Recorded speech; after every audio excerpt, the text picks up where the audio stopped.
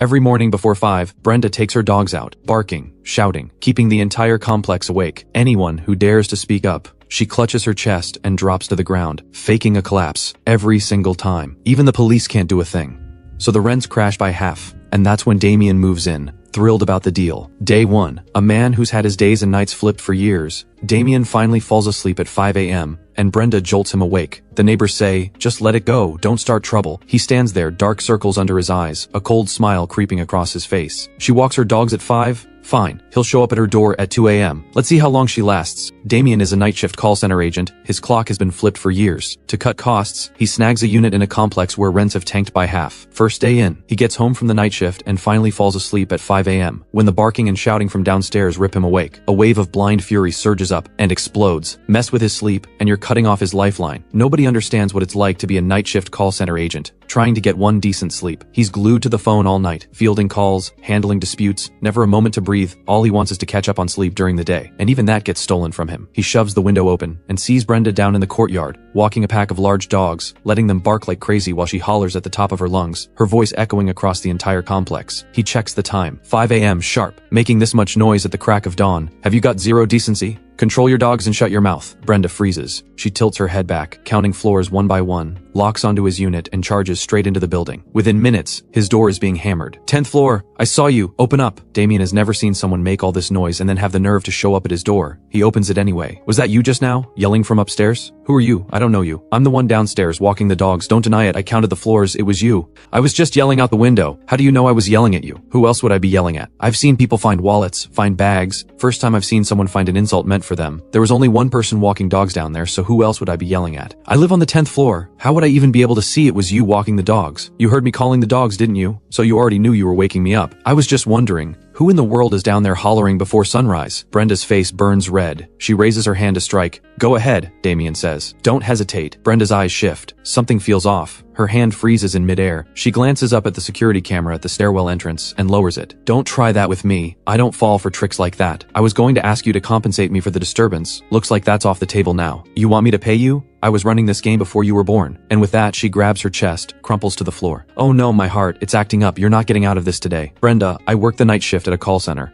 I stay up all night taking calls, handling every kind of dispute. I've seen every fake illness trick in the book. Your color is good, your breathing is steady, your pulse is strong. A real cardiac episode, you wouldn't even be able to scream. And this whole scene is being recorded, audio and video. This is a textbook fake collapse, disturbing the peace. So tell me, should I call 911 or the police? The moment she hears that, Brenda scrambles to her feet, eyes dark and venomous, fixed on Damien. You've got nerve, punk. This isn't over. Not by a long shot. She stomps downstairs, muttering threats the whole way, and storms off. After she's gone, Damien gives up on sleep entirely. He orders breakfast and is about to eat when there's another knock at the door. He opens it. It's his neighbor, Miss Janet. Damien, did you have a run-in with Brenda this morning? Brenda? Oh, the one making all that noise before dawn, keeping the whole building awake? She was disturbing my sleep, so I said something, that's all. Damien, please don't push back against her directly. So many people in this complex have already been burned by her. Miss Janet pulls him toward the doorway, lowers her voice, and starts pouring out the whole story. Damien, you don't know the half of it. Brenda got this unit through a demolition resettlement deal. Ever since she moved in, she's acted like the entire building, the whole complex, is her personal backyard. Whatever she wants, she takes. Whatever she feels like doing, she does. Just then, the door across the hall swings open. Mr. Liu steps out, full of indignation, and jumps in. Are you talking about Brenda, that woman? You have no idea. She used to smash things inside her unit every day, let her dogs bark on purpose, going at it half the night. Everyone on the floor, upstairs and down, nobody could sleep. Does she have any family? Isn't there anyone to keep her in line? She has a son, even worse than she is. Nobody dares touch him. That's right. People have tried being polite, tried standing their ground and arguing. None of it works. He outbullies everyone. When nobody reacted to her scenes inside, she switched tactics, started coming downstairs every morning to walk those dogs, letting them bark their heads off, shouting herself, all to make sure everyone loses sleep. And she has no shame about it, always scaring the kids, deliberately steering the dogs toward people. So many children have cried because of her. There used to be an elderly woman living alone in this building, already in poor health, needed complete rest. But Brenda kept up her dawn routine. All that barking and shouting, the noise terrified the old woman, left her sleepless every night. Her blood pressure spiked, and she ended up in the hospital with a stroke. That's outrageous. Is the whole complex just going to watch her do whatever she wants? Everyone in this complex, they see her coming and scatter, like they're dodging the plague. Damien, just let it go. You're young, it's not worth wasting energy on someone like her. If it gets too bad, just find another place. The exhaustion, years of wrecked sleep, surges up all at once. A whole night on the phone handling disputes, piled on top of the fury of a sleep stolen from him, it presses down on him like a weight. If she won't let him rest, then she won't get any peace either. Miss Janet, Mr. Liu, don't worry. She wants to hit me at 5 a.m. I have plenty of ways to make sure she gets no peace day or night. Trying to sleep during the day is like fighting through quicksand. He lies in bed, his mind dragged back and forth between drifting off and jolting awake, just as he scrapes together a little sleep. It's time for the night shift again. He runs through another full night at the call center, back-to-back calls, non-stop questions, endless disputes, draining every last bit of him. At 5 a.m., he drags himself home, wanting nothing more than to collapse into bed. He pulls the curtains tight, curls under the blanket, his exhausted body finally starting to let go, when the noise from downstairs drills straight into his skull. He bolts upright. Every ounce of exhaustion is instantly replaced by pure resolve. He throws on his clothes and heads downstairs. Rex, Lucky! Brenda spins around. She sees Damien standing right behind her, her eyes full of displeasure. Following me around, mimicking everything I say. Are you out of your mind? Brenda, I'm just helping you call the dogs. I noticed your voice, sounding a little weak. Didn't sleep well last night? Running out of breath already? Got nothing better to do this early? Think it's funny mimicking me? Get lost. Stop following me. You go your way, I go mine. No reason to step on each other's toes. No need to be so worked up. I'm just out for an early morning walk. Happens we're headed the same direction. What? Is this road reserved for you alone? Brenda's face goes red. Speechless. She just yells louder for the dogs. Damien stays right behind her, echoing every word. You're clearly just looking for trouble. I'm warning you, stop following me. Keep it up and you'll regret it. Regret it? Brenda, what exactly are you going to do? Argue with me or get physical? Oh, I'm so scared. Brenda spins around and storms off. Brenda, done with the walk already? That was fast. Getting older, running low on energy? She wheels around, finger pointed straight at him, trembling with rage, too furious to get a single full sentence out. You just wait. She storms home. Damien watches her go with a smile, following all the way to her building entrance, making sure she's through the door before he turns away. He's barely back in his own building when he runs into Miss Janet. Damien, you went at it with Brenda again today, didn't you? She normally does at least 3 laps with those dogs. I didn't hear a peep out of her this morning, but you're too straightforward about it. That whole family is trouble. Her son runs with a rough crowd. Bad temper. You keep pushing back like this. Watch out for trouble from behind the scenes. Don't worry, she's been wrecking my sleep every single day. I can't even get basic rest anymore. That's not something I'll just swallow. I don't go looking for trouble, but I don't back down from it either. She disturbs my peace. I'll keep her company straight through to 2 in the morning. The next day, before dawn has fully broken, Damien is just getting off his shift, hasn't even reached the complex yet, when he hears Brenda already at it inside, dogs barking, her hollering away. He checks his phone. 4:30 a.m. She's trying to get a head start on him. What she doesn't know is that he was never home to begin with. He slips up quietly behind her. Up early today, Brenda? His sudden appearance makes her jump. Then she catches herself and plays dumb. Old people don't sleep much. Up late? Up early, nothing I can do about it. Of course, Brenda, early to bed, early to rise. Go right ahead with your walk. Although your voice sounds pretty weak today. Strained it yesterday from all that yelling, and your color doesn't look right either. Waking up at odd hours through the night? Can't get a solid sleep? Brenda visibly stiffens but cranks up her volume to fight back. What are you talking about? Brenda, that last shout cut off way too fast. Based on my experience as a night shift call center agent, what you've got is a classic case of long-term sleep disruption, chronic tension, not even enough energy left to sustain your voice. That one was louder, but there's a rasp in your throat. Probably nerves wound too tight, emotions running too hot. Go ahead and keep shouting. How else can I check whether you'll have enough strength left to even walk those dogs before long? Brenda can't take it. She doesn't even finish one lap, rushes straight to the breakfast stall, only to find the vendor hasn't shown up yet. She's stuck standing in the cold wind. Brenda, those steamed buns aren't going to fix your exhaustion. With your sleep all out of whack and your nerves stretched that thin, food alone won't cut it. You'd need sea cucumber, abalone, bird's nest. The real stuff. Don't tell me nobody's buying that for you. Brenda explodes, like a dog whose sore spot just got stepped on, and right there on the spot, grabs her chest, crumples to the ground, and starts wailing. You little punk! Just you wait! My blood pressure is through the roof, dizzy, can't stand up, all your fault! You're paying for this today, or this isn't over! Damien's expression doesn't change. He calmly pulls out his phone and dials emergency services, then crouches beside her, lightly touching her wrist as if checking her pulse. Brenda, please hang in there. I haven't even started settling the score for all that noise harassment. Pinned under his gaze, Brenda squirms, wants to fake unconsciousness but doesn't dare. She holds out until the ambulance arrives, visibly relieved, but the moment she's on board, she turns on him instantly. She struggles to grab her phone and calls the police, insisting Damien deliberately harmed her, going for his throat. Down at the police station, Brenda performs for the officers, tears streaming, voice cracking, a masterclass in playing the victim, casting herself as the wronged and suffering innocent. Officers, you have to give me justice. This punk deliberately provoked me until I felt dizzy and ill. I nearly collapsed. I'm demanding full compensation for all my losses. The officer on duty takes one look at Brenda, a repeat offender, thoroughly unmanageable, and shakes his head with tired resignation. The footage from the complex and the station entrance tells the whole story in seconds. Damien kept a safe distance the entire time. No argument, no physical contact. After she went down, he was the one who called for help immediately. His conduct was proper. Zero liability. When Brenda sees the police have the full picture and he's been cleared of any wrongdoing, she throws a tantrum right there, dry-eyed. The system is rigged. This is outrageous. How can she have done nothing wrong? He provoked me. Brenda, you have repeatedly caused malicious disturbances, filed false accusations, and disrupted public order. Keep this up and we will take legal action. The moment she hears the word action, Brenda deflates like a punctured balloon. All that fire, gone, no longer daring to yell or make a scene. She just stares at Damien with cold, venomous eyes, like she wants to tear him apart. Third morning, Damien opens his front door and a foul stench hits him in the face. Someone has dumped dog waste right outside his door. Good, she's finally playing hardball. This is exactly what he's been waiting for. He pulls on rubber gloves, picks up the waste, and heads straight downstairs. Brenda is standing near the entrance to her building, arms crossed, a smug grin on her face, eyes full of provocation. Clearly her doing. Little punk, think you can outplay me? You think a little stunt like this is going to scare me off? Damien walks straight up to her without a moment's hesitation and hurls the waste right at Brenda's face. What the? Are you out of your mind? I didn't put that there. Why are you throwing it at me? When did I say it was you? I just saw waste with nobody cleaning it up. Thought I'd lend a hand. Then why did you throw it on me specifically? You did it on purpose. Then why do you show up every morning at 5 sharp yelling and keeping me from sleeping? Why do you deliberately destroy my ability to rest? Why do you keep up this noise harassment, targeting a night shift call center agent who just wants one decent sleep? Brenda chokes on the questions. Not a single word comes out. She just stands there, mouth open, face burning red, covered in filth. I'm calling the police. I'm having you arrested. You're paying for every bit of this. The officers arrive quickly. One look at Brenda, drenched in filth, an absolute mess, and they struggle to keep straight faces, shoulders shaking slightly. Damien immediately turns to the officers with a sincere expression, bowing his head in apology. Officers, I'm truly sorry. I acted on impulse, almost got into a physical altercation. Here's what happened. This morning I stepped out and found dog waste dumped right at my door. The only household with dogs in this building is Brenda's. I lost my temper and acted without thinking. She must have done it on purpose. It wasn't me. Don't slander me. What proof do you have? We've got no history, no beef. He's pulling this garbage just because I told him to stop making so much noise. I intended to handle it calmly, ask him to clean it up, get an explanation. But I couldn't keep my emotions in check, and I acted out. Sir, you're claiming she was the one who left the waste. Do you have any evidence? She's not the only dog owner in the building. That alone isn't enough to prove anything. Officers, I know talk is cheap. The hallway camera happens to face my door directly. Pull the footage and it'll be clear immediately. What footage? Who asked you to stick your nose in? My dog slipped away from me, ran up to your floor on its own and did its business. It's not a big deal. Are you seriously making this into something? Brenda, drop the act. 2 seconds ago you were flatly denying everything. The moment someone mentions pulling the footage, your whole story changes. Who do you think you're fooling? You deliberately sent that dog to my door, and now you want to blame it on the dog wandering off on its own. I didn't. The dog did it on its own. What kind of grown man is this petty and vindictive, trying to frame me like this? You're a bully. Someone help me. Oh, I'm getting dizzy again. Stop faking it, Brenda. I'm a night shift call center agent. I deal with people pulling this kind of act every single day. Real or fake, I can spot it in one look. Brenda, enough of these games. Deliberately leaving filth at someone's door is a charge of disorderly conduct. Disrupting public order. Keep pushing and we will handle this by the book. I was just venting. She keeps sticking her nose in my business, telling me how to walk my own dogs. You try another stunt like this, any more deliberate noise harassment, and I will file suit. No more warnings. After the officers take statements, they issue a formal warning on the spot, telling Brenda to stop disturbing residents, stop the disorderly conduct, and reminding Damien not to take matters into his own hands again. Then they leave. Brenda stands there fuming, wordless rage pouring from her eyes, like she wants to tear him apart. She doesn't say another word. She turns and walks home, face dark and cold. What comes next is far more sinister, a new kind of revenge. Starting that very night, Brenda launches her smear campaign. Under cover of darkness, she goes door to door, banging and running. Some residents find their keyholes stuffed, garbage piled outside their doors, dirty water splashed across the hall. Every time she causes damage, she immediately stirs things up in the residents' group chat, spinning wild stories and planting the blame on Damien for everything. Neighbors, hear me out. That new tenant on the 10th floor, Damien, is unbelievably petty. Just because I got a few words from him about walking my dogs, he's been coming after me, pounding on my door at night, stuffing my keyhole, dumping garbage outside my door, all him. I don't know if any of you have had trouble with him too, but he's clearly out to make life miserable for this whole building. But for all her scheming, Brenda miscalculates one thing. She's been making enemies in this building for years. She's burned every bridge there is. Before her messages have even finished landing, a neighbor pulls Damien directly into the chat. It's a residents' rights group. Damien taps in and stops cold. Hundreds of members, every single one of them worn down by Brenda, elderly residents, families with children, all of them suffering. Damien, glad you're finally in here. The way you've been handling that woman is so satisfying to watch.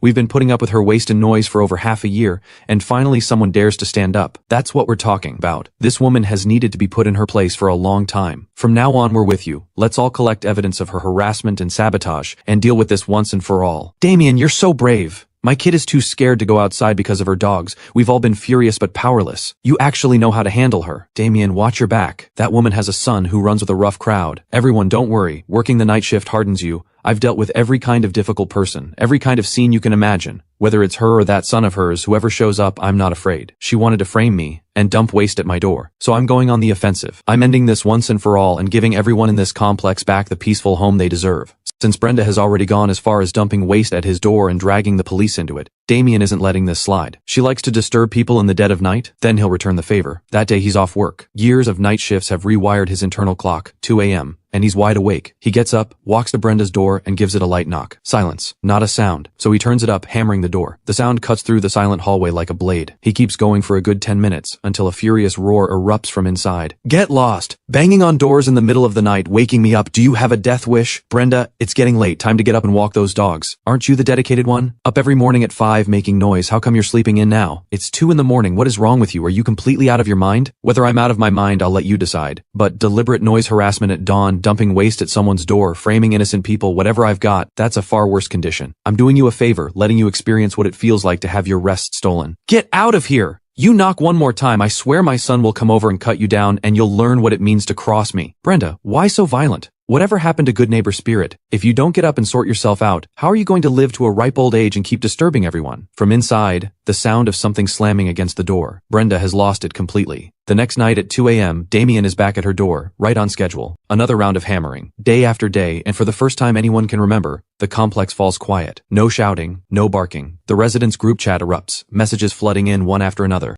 Damien holds the line for a full week, solid as a rock, and single-handedly brings Brenda to heel. The entire complex finally breathes again. But the fury inside Brenda, not a drop of it has faded. It's only piling deeper, waiting for the right moment. That little punk dares to go against me, I'll deal with him. Just you wait. I won't let this go. You little punk, she mutters curses while pulling out her phone and dialing Travis. Her voice drips with grievance and venom. Travis, you finally picked up. You have no idea what your mother has been through these past few days. He pounds on my door in the middle of the night, curses at me, threatens you. You have to do something. On the other end, Travis is already a hot-tempered, lazy, trouble-seeking type. He listens to his mother's sobbing account, and his blood boils instantly. He hangs up and rushes straight to the complex. The moment he's through the door, he sees the mess, sees his mother's tear-streaked face, and the anger surges even hotter. Mom, don't get upset. He's just some punk. He has the nerve to mess with you. Relax. I'll go handle it right now. Either he gets on his knees and apologizes, or I drive him out of this complex for good, and we'll see if he ever dares cross you again. Travis, be careful. That punk is slippery. He works at a call center, talks his way out of everything. Go rough him up a little. Don't actually put him in the hospital.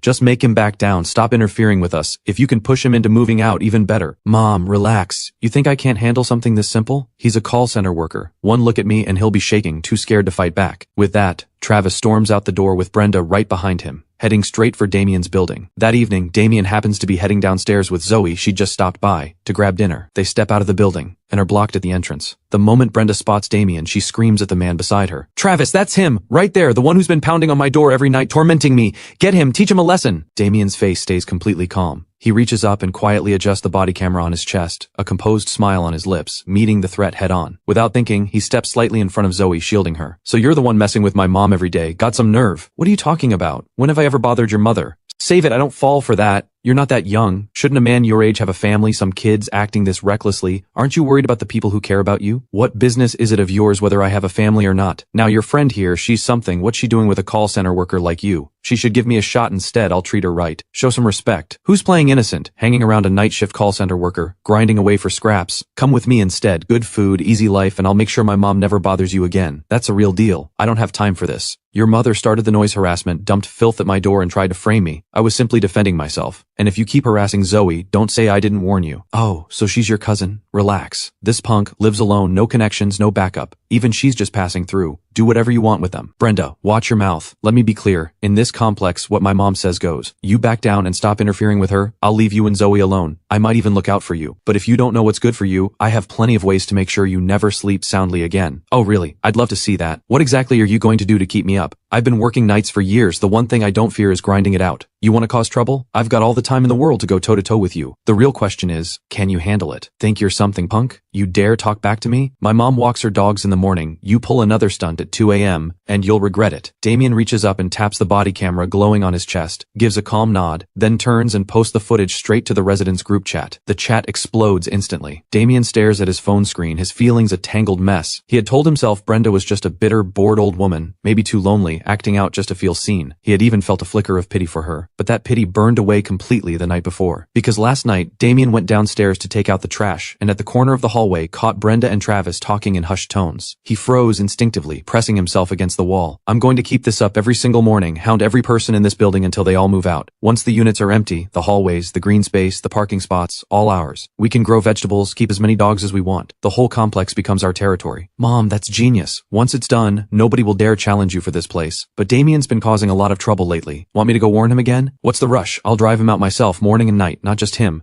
Every person in this building who gets in the way, I'm pushing them all out. Once we've got the whole complex locked down, even the building management comes around, they'll answer to us. Nobody stops us. Mom, you always think ahead. Don't worry, with me here, nobody touches you, and nobody ruins your plans. Damien steps out of line again, I throw him out myself. Damien goes cold all over. Every drop of pity he ever felt, wasted. He quietly hits record on his phone, capturing every word of their conversation, making sure they haven't spotted him before slipping silently back to his unit. The moment he's inside, without a second thought, he posts the recording straight to the residents' group chat. This is Brenda and Travis plotting in their own words, driving out neighbors, seizing control of the complex. Please everyone, let's figure out how to handle this together. The moment the recording hits the chat, within minutes, it detonates. Every neighbor who had been sitting on the fence is now furious. The grievances they've been swallowing for so long finally pouring out.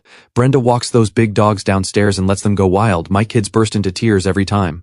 Last winter, the electric scooter I kept in the hallway, Travis deliberately knocked it over. The seat was slashed to pieces and the battery was stolen. I suspected it was Brenda and Travis, but with no proof, I had to eat the loss. Spent hundreds repairing it and replacing the battery. My child is terrified of dogs. I tried talking to Brenda. She told me I was being dramatic, said barking is normal, told me to move if I don't like it. Today, we stand together. We can't let her keep doing this. Everyone, trust the process. Every wrong you've suffered, we're taking it all back. They pool their evidence in the chat, quietly mapping out a plan, agreeing on every step, waiting for exactly the right moment. The next morning, barely light outside, Damien hears Brenda's shouting drift up from below. Sure enough, Travis is down there with her, walking the dogs, clearly brought along for backup, planning to keep up the harassment without restraint. Their whole territory play. Damien takes a slow breath, clips on the body camera, checks the equipment, and shoots Zoe a look. Both ready. They open the door and walk out. Rex, Lucky, come here, Rex Lucky. You little punk, you've still got the nerve to show your face? Keep crossing me and you're done for. Travis is already seething, and the moment he sees Damien step out, his eyes slide over to Zoe. Young, pretty, his gaze turns immediately sleazy. He shakes off Brenda's hand, strides forward, and grabs Zoe by the arm. Zoe is ready. She uses the force of his pull, staggers backward a few steps, and goes down hard. At the same time, she screams out, "Help! He attacked me! You little girl still sticking your nose in where it doesn't belong. Today you'll find out what I'm capable of, wasting your time with a broke guy like him. Come with me instead, I'll treat you right. Let go of me, you're disgusting." Within seconds, lights flood on across every building around them, one after another, like a sea of light. Neighbors throw open windows, lean over their balconies, and shout, "He attacked someone, call the police, he was harassing her too, we all saw it. We're all witnesses." Within moments, officers are on the scene. Over 100 residents close in from every direction, surrounding Travis and Brenda completely, every face burning with outrage. "How bad is it? Are you seriously hurt? Do we need to call an ambulance right now?" Witnesses are reporting verbal harassment as well. "My head is spinning, I feel sick. She didn't just attack her, he grabbed her and harassed her with words too. Officers, everything is on camera. He didn't just physically harass Zoe, he verbally degraded her too, and threatened me directly. Zoe fell while trying to get away. That's self-defense. Contacting an ambulance now, possible concussion, also suspected sexual harassment and assault, taking everyone in for questioning." Travis hears that and snaps, lunges forward trying to strike again. "I didn't harass anyone, I didn't even touch her, she's faking it." Two officers move fast, taking him down clean and pinning him flat on the ground. The residents surge forward, one after another stepping up to give testimony, all confirming Travis came in swinging and harassed a woman in front of everyone. The moment Brenda sees her son being taken down, she pulls the same old trick. "Oh, my blood pressure, it's going up, I'm so dizzy." But not one person pays her any attention. Every single person is on Damien's side, watching her perform with cold, unmoved eyes. When the dust settles, Travis is detained on suspicion of sexual harassment and assault. Brenda watches her son get taken away, and this time she genuinely collapses, clutching her chest. The ambulance takes her to the hospital, and just like that, the complex is peaceful for a full 2 weeks. Then one morning, Damien walks into his company building to clock in,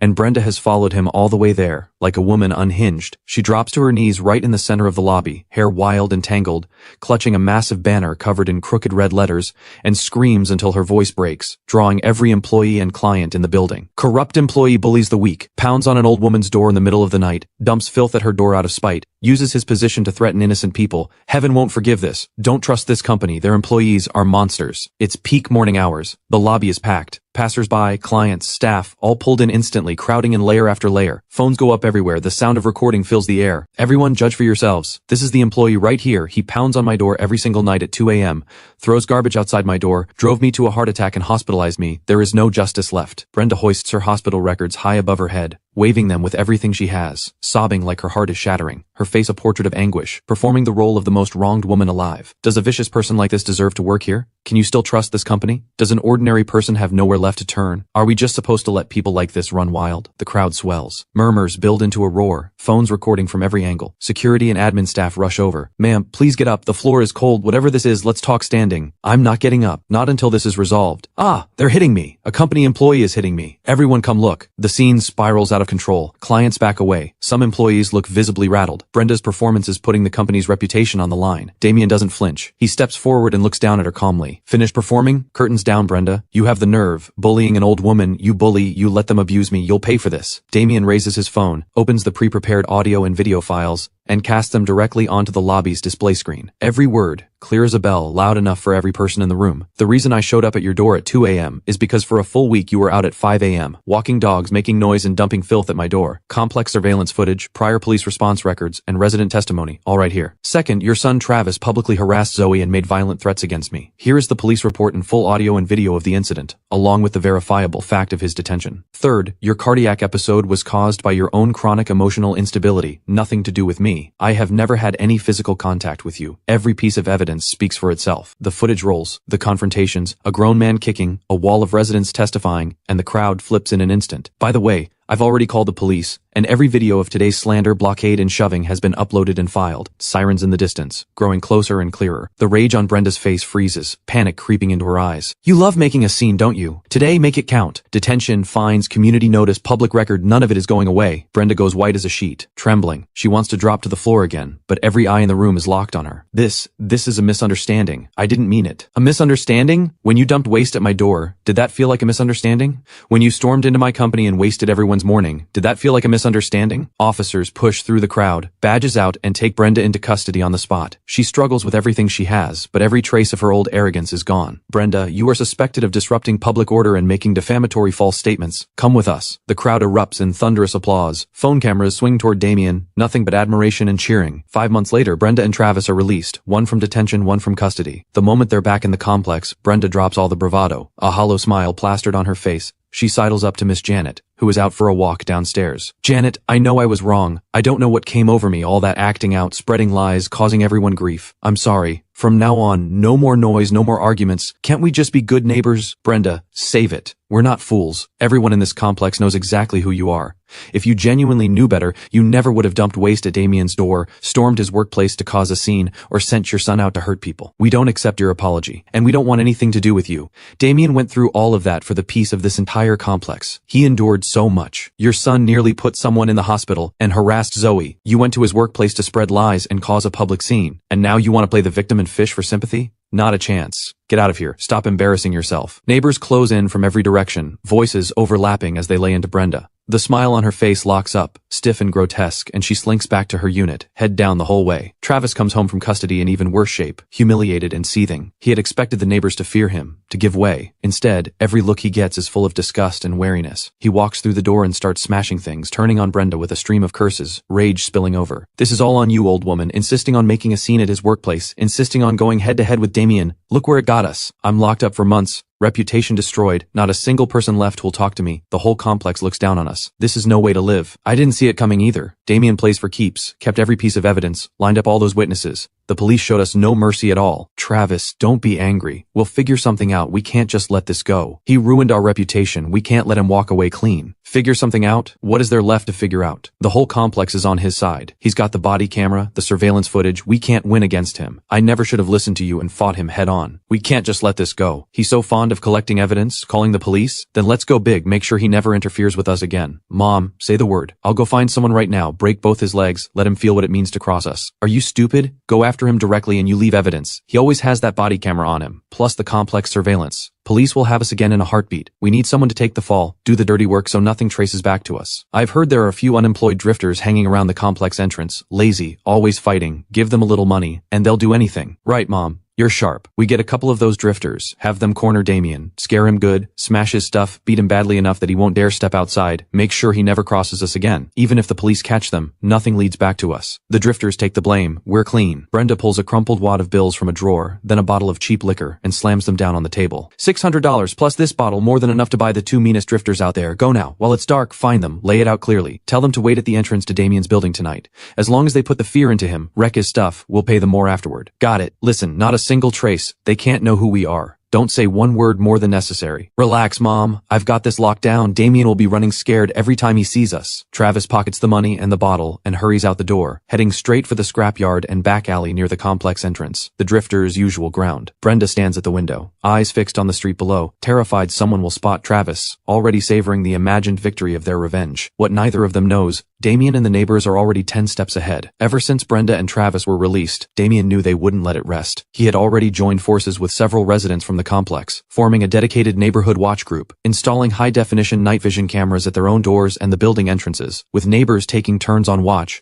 tracking every move the two of them make. The moment Travis steps out to find the drifters, Damien gets the alert, immediately notifying building security and calling the police. The net is already set. Everyone, trust the plan. They're walking straight into it. We're not just catching the drifters, we're locking in full evidence of Brenda and Travis inciting others to commit assault. This time, they pay the heaviest price for everything they've done. Upon receiving the alert, immediately positions multiple guards in the landscaped areas, stairwell entrances, and parking lot around the building. Plainclothes officers slip into position nearby, body cameras running, waiting for Travis and the drifters to appear. Travis slinks around the complex entrance and quickly locates 2 men, ragged clothes, cold hard eyes. He shoves the money and liquor into their hands, drops his voice low, and lays out the job in vague terms. There's more in it for you when it's done. Tonight at 10, go to the entrance of building 3, find the punk named Damien. Block him. Scare him good, smash his bag, his phone, whatever he's got. The harder the better. Leave no trace. Got it? Relax. The others and I may not be good at much, but fighting and intimidation? That's our specialty. We'll make it clean. That punk will never stick his nose in anyone's business again. After this job, we'll have cash for drinks, hit the internet cafe, living large. The 2 men follow Travis all the way to the entrance of building 3, and the guards and plainclothes officers move in from every side, taking them down instantly, pinned to the ground before they can move. Travis doesn't even have time to process what's happening. Cold handcuffs snap around his wrists. He thrashes. Let go! What gives you the right to arrest me? Travis, we received a report. You are suspected of inciting and hiring others to commit assault. You are being summoned in accordance with the law. These are your accomplices, caught in the act with the evidence on them. What do you have to say? At the same moment, Brenda, watching from upstairs, sees it all unfold below and crumples to the floor, her face the color of ash. She knows. Her carefully plotted revenge didn't just fail, it has completely exposed her. This time, there is no way out for either of them.